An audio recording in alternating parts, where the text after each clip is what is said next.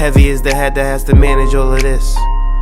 Hey everyone, welcome back to my channel. We're now incentivized to buy what we already buy.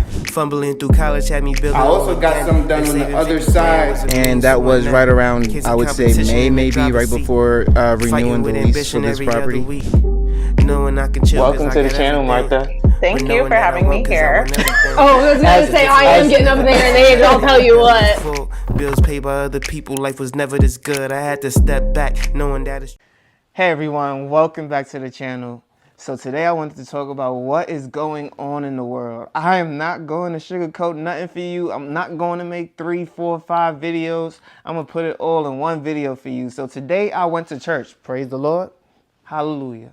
Right? Today I went to church. The pastor said, listen, we're not going to do a Wednesday service. Instead, we'll do a double Tuesday service and then a Friday service.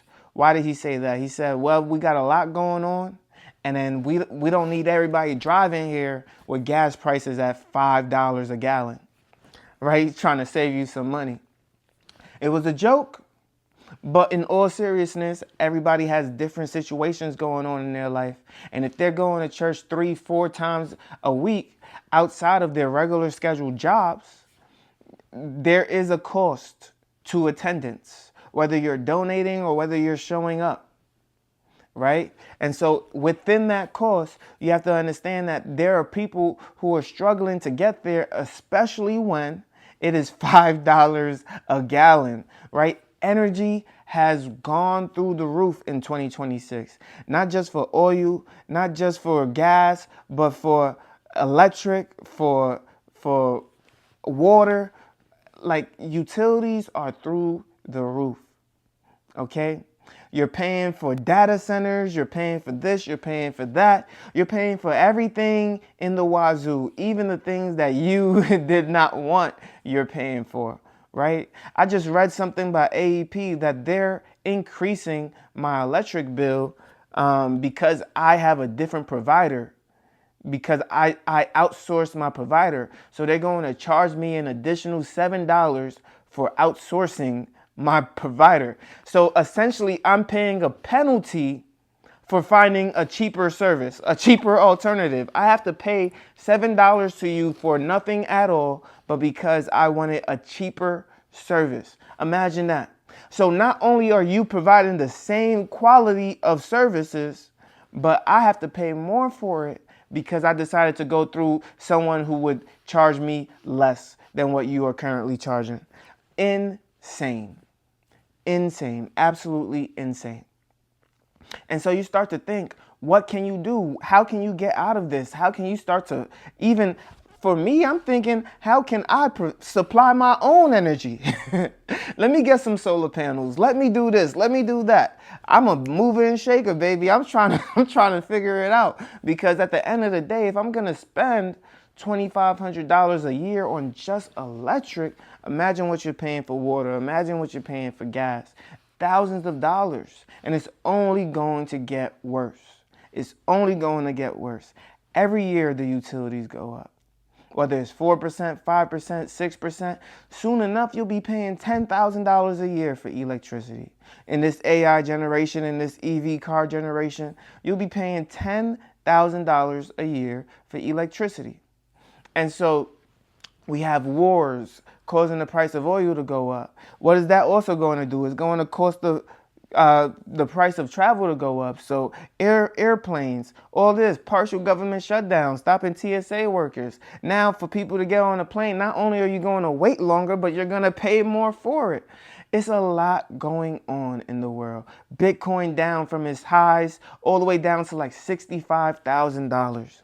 People with money, they have an opportunity in this market. When war comes, money is made. Money is made when war comes. Listen, I'm investing. I am invested in the stock market because the real estate is still too high. It's still too high. And I'm not talking about the prices itself, but I'm talking about the interest rates.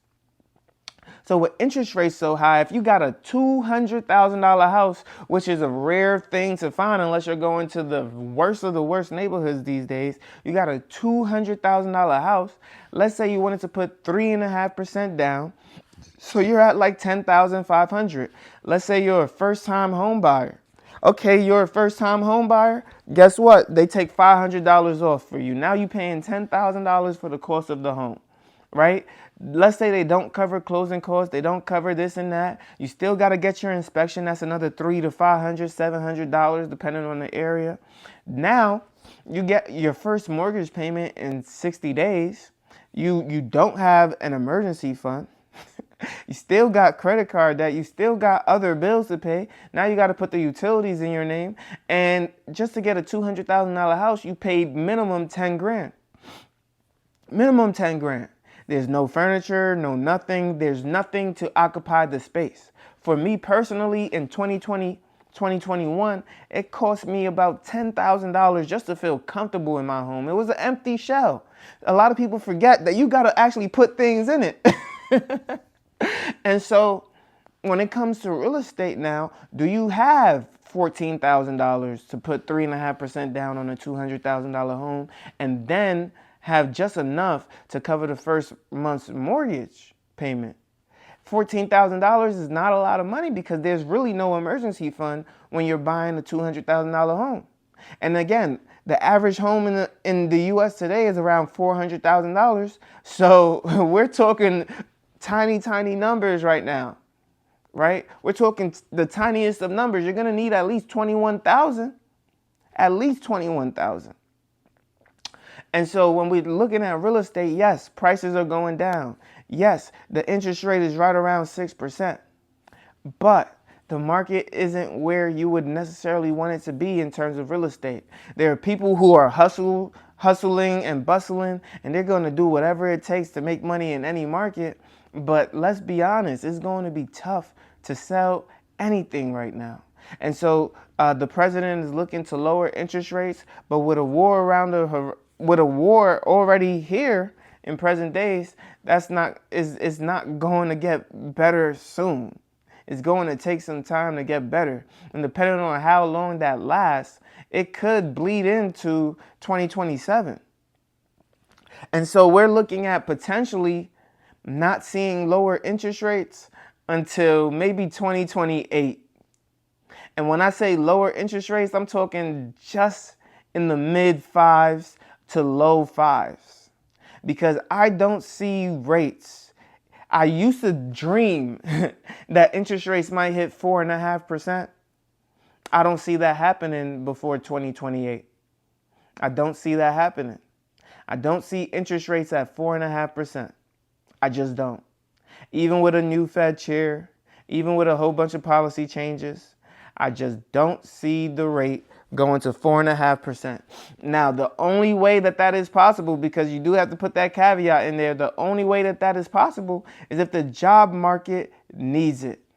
What do I mean by that? There are less hirings going on right now.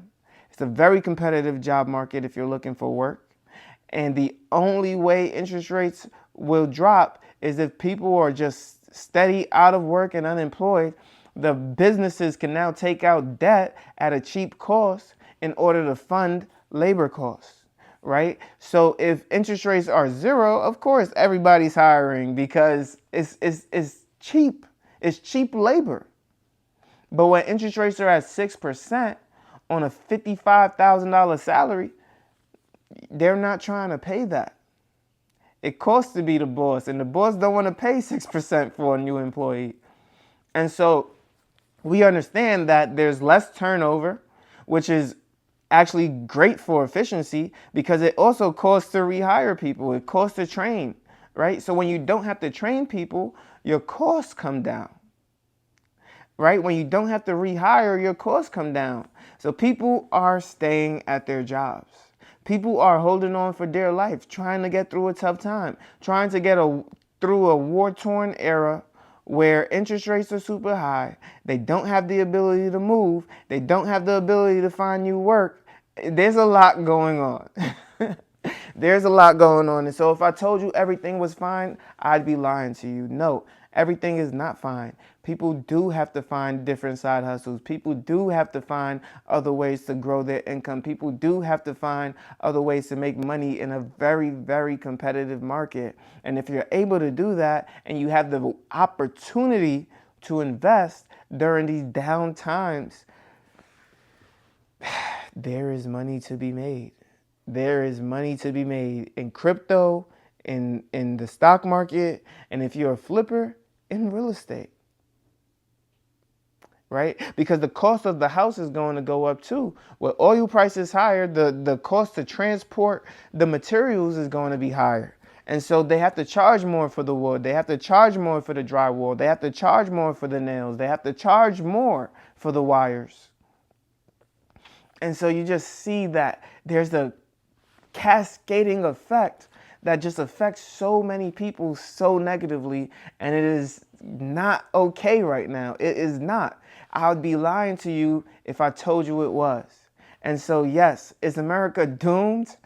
I wouldn't say that, right? Social Security is no longer taxed. So our elderly are getting a little bit of relief in these trying times. But everything else is still going up. Inflation on everything is going up. And with inflation, just because inflation has come down doesn't mean that order has been restored. No, inflation has come down, but the prices didn't go down. It's just going up at a slower pace. And so people didn't get a raise to combat that type of inflation. People didn't get a raise to combat what was really going on. Real estate still rose 0.5% this month. 0.5%. What does that mean? That means that although it was shooting up over the last couple of years, it still rose 0.5 percentage point. Did labor odds beat that out? Yes, but it's going to take a while for labor to catch up to the rates of real estate when it's still going up. It's not negative, it's not coming down, right? And so, yes, we are seeing some waning in the market. Right now, I would say it's a buyer's market. We have now left what it used to be a seller's market. It is now slightly a buyer's market because you are seeing price drops. You are seeing people starting to say, you know what, I might need $5,000, $10,000, $15,000 off of this home in order to get it sold. You might see more negotiations. You might see more people willing to take a little bit less. You might see some creative financing. You might see some different strategies here. The truth is the truth, guys. In order to be successful now, we have to secure ourselves and then make the right adjustments. So for me, what does that look like? That looks like continuing to hold my emergency fund close and tight, continuing to stack that paper. I got a lot of trips planned, but that doesn't mean that we don't continue to stack that paper in the process, right? We're not digging into the emergency fund to go on vacations. We're not digging into the emergency fund for fun. We're only digging into that in order to stack that investment portfolio.